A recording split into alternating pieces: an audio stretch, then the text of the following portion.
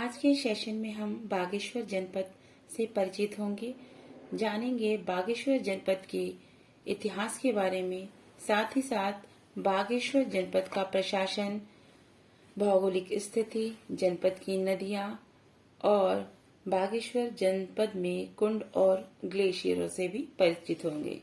बागेश्वर जनपद के प्रमुख पर्यटक स्थलों से भी परिचित होंगे और बागेश्वर जनपद में किस प्रकार के कौन कौन से त्योहार मनाए जाते हैं जो कि परीक्षा दृष्टि से बेहद महत्वपूर्ण है।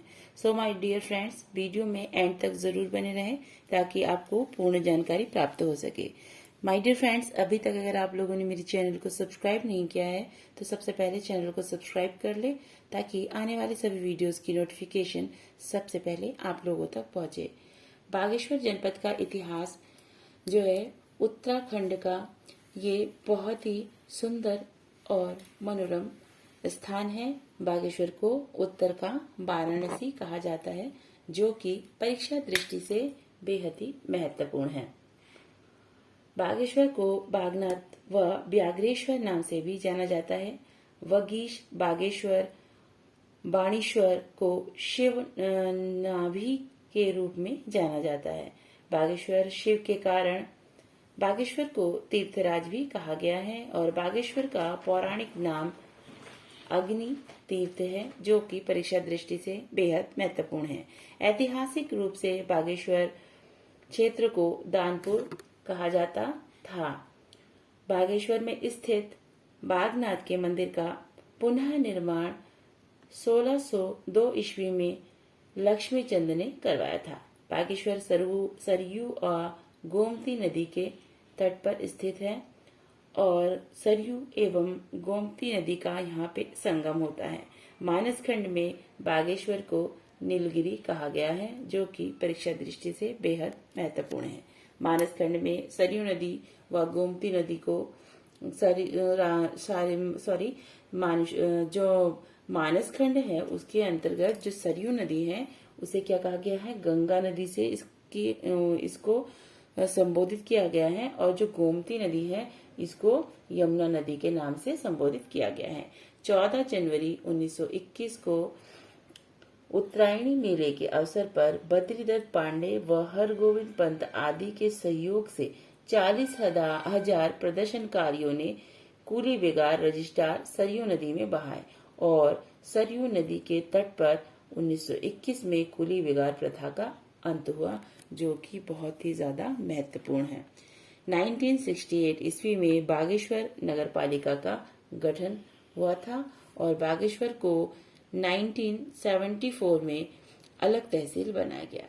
1967 में बागेश्वर को अलग परगना घोषित किया गया और 1997 को बागेश्वर जिला अल्मोड़ा से अलग हुआ जो कि बहुत ही महत्वपूर्ण है। 18 सितंबर 1997 ईस्वी में बागेश्वर जनपद का गठन हुआ। जानते हैं बागेश्वर जनपद के प्रशासन के बारे में। बागेश्वर जनपद की जो दशकीय वृद्धि दर है वो 4.18% है। बागेश्वर जिले का लिंगानुपात 1090 है, 1090 बागेश्वर जनपद का लिंगानुपात।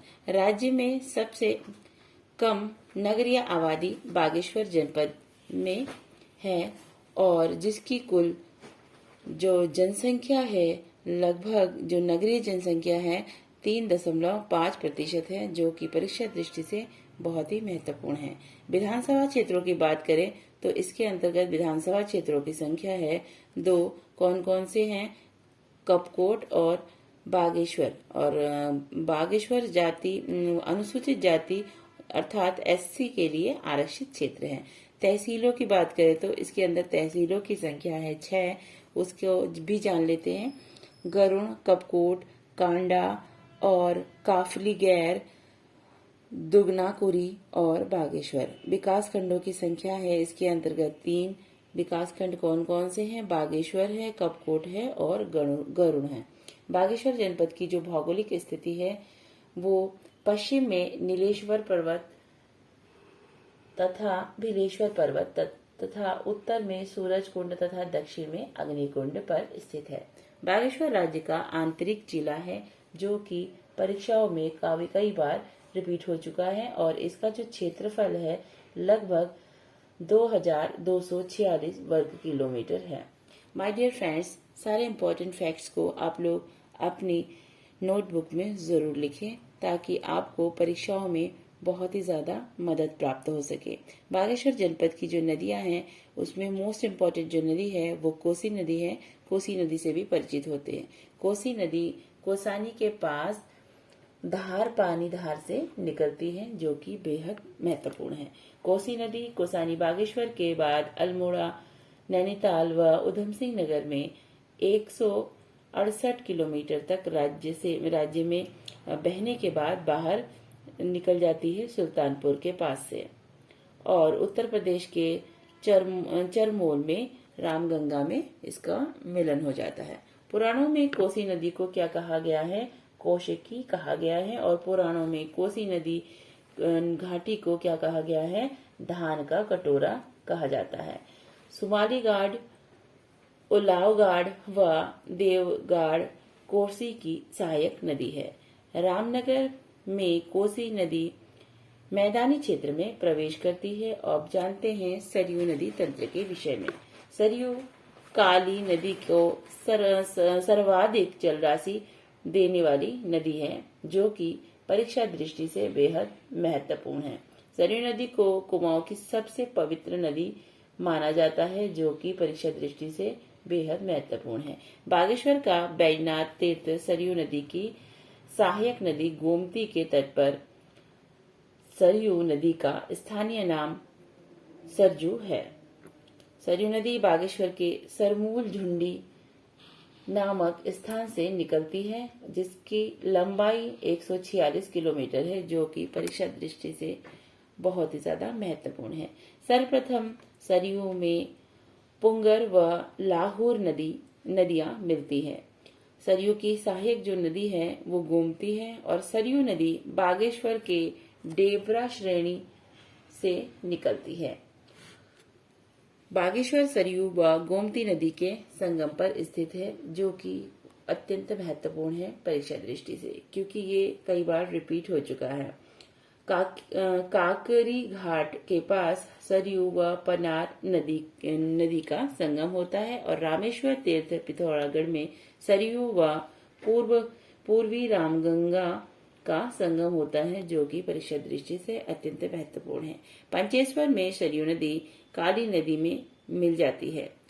जानते हैं बागेश्वर जनपद में जो कुंड है उन कुंडों के बारे में और ग्लेशियर अर्थात हिमनदों के बारे में। सुरकुंडा ताल बागेश्वर जिले में स्थित है और हथछिना जलाशय बागेश्वर में स्थित है जो कि परीक्षा दृष्टि से बेहद महत्वपूर्ण है।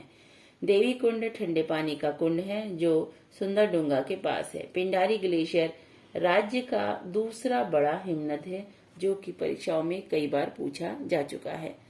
पिंडारी ग्लेशियर बागेश्वर, पिथौरागढ़, चमोली जिले में है जो 30 किलोमीटर तक फैला है। पिंडारी हिमनद के पास भोजपत्र के वृक्ष देखने को मिलते हैं और काफनी बागेश्वर जिले में स्थित है जो कि परीक्षाओं में कई बार रिपीटेड है।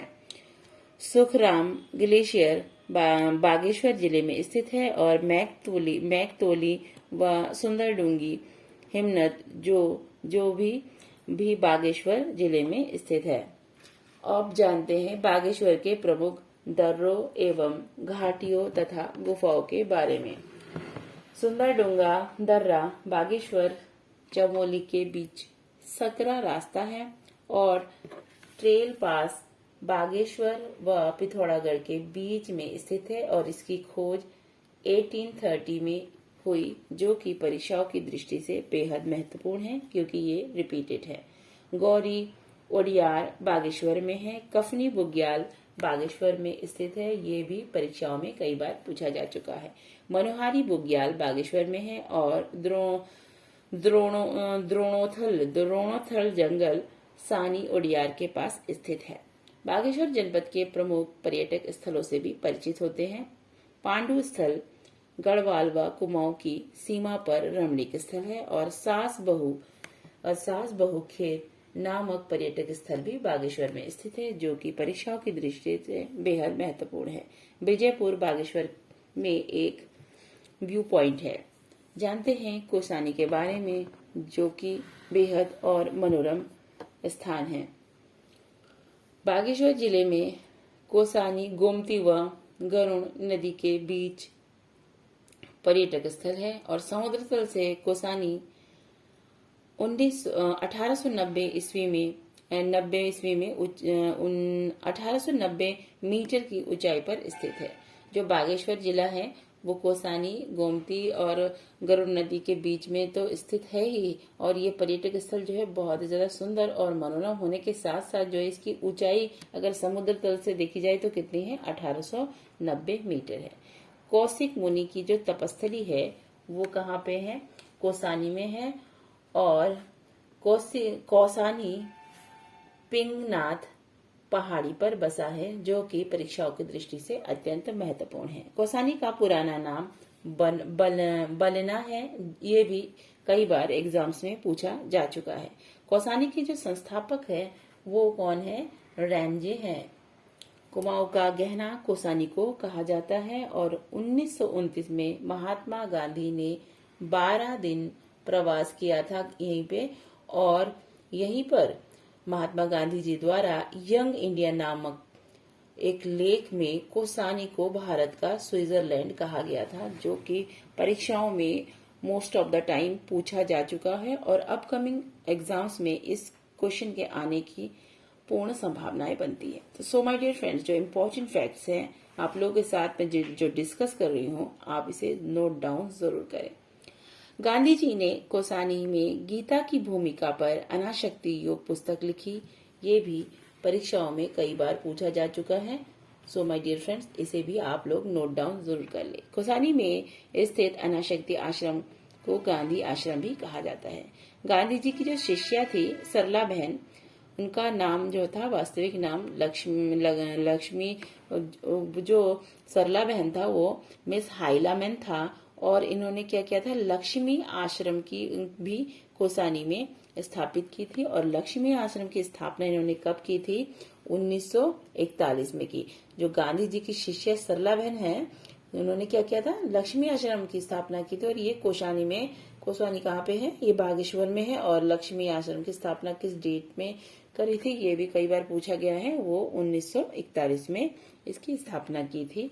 सो माय डियर फ्रेंड्स, इसको भी आप अपने नोटबुक में शामिल करें। कोसानी प्रकृति प्रेमी सुमित्रा नंदन पंत की जन्मस्थली है, जो कि बेहद महत्वपूर्ण है। हर बार एग्जाम्स में सुमित्रा नंदन पंत से कोई ना कोई प्रश्न जरूर पूछ लिया जाता है। अगर आप लोग सुमित्रा नंदन पंत से पूर्ण तरह से परिचित होना चाहते हैं, उनके जीवन के बारे में पूर्ण रूप से जानना चाहते हैं, और आप ये चाहते हैं कि कोई भी प्रश्न ना छूटे, तो मैंने सुमित्रा नंदन पंत की जीवनी भी अपने चैनल में पूर्ण रूप से विस्तृत रूप से डिस्कस कर रखा है। आप उस प्लेलिस्ट में जाके भी चेक करके सुमित्रा नंदन पंत के जीवन से भी परिचित हो सकते हैं। और सुमित्रा नंदन पंत संग्रहालय उनके जन्म स्थान पर बना हुआ है, और प्रसिद्ध लोक संगीतज्ञ गोपीनाथ कोसानी से प्रभावित थे। पिनाकेश्वर महादेव कोसानी के तट पर स्थित है। भाकोट नामक स्थान कोसानी में स्थित है। जानते हैं बागेश्वर जनपद के प्रसिद्ध मंदिरों के बारे में, जो कि परीक्षाओं की दृष्टि से बेहद महत्वपूर्ण है। कोट भ्रामरी मंदिर बागेश्वर में कोट भ्रामरी देवी कत्यूरियों की अधिष्ठात्री देवी थी। ये भी एग्जाम्स में कई बार पूछा जा चुका है। अब जानते हैं भद्रकाली मंदिर, श्री हरु मंदिर और कमेड़ी मंदिर, ये भी कहाँ पे है, बागेश्वर में स्थित है। बागेश्वर के भिलेश्वर पर्वत पर क्या है, चंडिका मंदिर है। अब और भी जान लेते हैं बैजनाथ के मंदिर में। बैजनाथ का मंदिर जो है गोमती नदी के तट पर स्थित है, और बैजनाथ के मुख्य मंदिर में क्या है, आदमकद पार्वती की पत्थर मूर्ति है। और बैजनाथ मंदिर का निर्माण किस शैली में हुआ है और किस शासक ने बनवाया है, ये भी कई बार पूछा जा चुका है। तो बैजनाथ मंदिर का निर्माण कत्यूरी शासकों द्वारा करवाया गया था, और बैजनाथ कत्यूरियों की जो दूसरी राजधानी भी बनी थी। बैजनाथ मंदिर में लक्ष्मी नारायण व ब्रह्माणी देवी का मंदिर भी विद्यमान है। बागेश्वर जनपद के त्योहारों और मेलों से भी अवगत होते हैं। जो भी इम्पोर्टेंट फैक्ट्स हैं उनको भी आप लोग अपनी नोटबुक्स में जरूर शामिल कर लें। मूल नारायण का मेला बागेश्वर के शिखर पर्वत पर लगता है और माँ भद्रकाली मेला बागेश्वर में सनी उड़ियार के पास लगता है। पीनाथ का मेला बागेश्वर में लगता है, ये भी रिपीटेड क्वेश्चन है। कोट माई का मेला बैजनाथ से कुछ दूरी पर लगता है, जिसे कत्यूरी के समय में रणचूला कोट कहते थे। ये भी परीक्षाओं की दृष्टि से बेहद महत्वपूर्ण है। अब जानते हैं उत्तरायणी मेले के बारे में। उत्तरायणी मेले का बहुत ही महत्व है हमारे उत्तराखंड में। और उत्तरायणी का मेला कब होता है, उत्तरायणी मेला कहाँ लगता है और उत्तरायणी मेले की क्या क्या विशेषता है, इसे आप अच्छे से समझ लीजिए। और इससे जो इम्पोर्टेंट पॉइंट्स बनते हैं उनको मैंने आज के इस वीडियो में शामिल किया है। तो उत्तरायणी मेला बागेश्वर के सरयू नदी के तट पर मकर संक्रांति को लगता है। उत्तरायणी मेले में चांचरी नृत्य होता है और यह कुमाऊं क्षेत्र का सबसे बड़ा मेला है। पहले जो उत्तरायणी मेले की जो 9 लाख भी उत्तरायणी कहा जाता था। उत्तरायणी मेले को क्या कहा जाता था, 9 लाख की उत्तरायणी कहा जाता था। इसकी इतनी इम्पोर्टेंस थी। तो 1929 में गांधी जी ने क्या किया था, स्वराज मंदिर के भूमि का शिलान्यास किया था। कहाँ पे आके, यहाँ पे बागेश्वर में आके। और उत्तरायणी मेले का जिक्र 1905 में किसने किया, सैरेमन ओकले ने किया अपनी पुस्तक, उनकी पुस्तक कौन सी थी, होली हिमालय में किया था। जानिए बागेश्वर जनपद के अन्य महत्वपूर्ण तथ्यों को, जो कि बहुत ही महत्वपूर्ण हैं। इनको भी अपने नोटबुक में जरूर शामिल करें। उत्तराखंड से जेल जाने वाले जो प्रथम स्वतंत्रता सेनानी है मोहन सिंह मेहता है। और मोहन सिंह मेहता मूल रूप से कहाँ के हैं, बागेश्वर जनपद के निवासी थे। परीक्षाओं में ये कई बार पूछा जा चुका है और इसको आप अपनी नोटबुक में जरूर शामिल करें। हरि नगरी चाय फैक्ट्री बागेश्वर में स्थित है और अनायम आश्रम बागेश्वर के कोसानी में स्थित है। सेवानाऊ नौला बागेश्वर में है और मेहरुड़ी कस्तूरी मृग अनुसंधान केंद्र की स्थापना 1977 ईस्वी में हुई और ये भी परीक्षा में कई बार पूछा जा चुका है।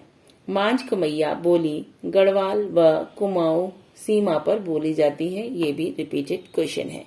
बागेश्वर को उत्तराखंड का नीलगिरी कहा जाता है, जो कि परीक्षाओं की दृष्टि से बेहद महत्वपूर्ण है। उत्तराखंड की प्रथम जेल जाने वाली स्वतंत्रता सेनानी महिला कौन है, विष्णु देवी शाह है और इनका संबंध भी बागेश्वर जनपद से है, जो कि परीक्षाओं की दृष्टि से बेहद महत्वपूर्ण है। कपकोट में 27 जुलाई 1966 को 6.3 रिएक्टर का भूकंप आया था, जिससे यहाँ बहुत क्षति हुई थी।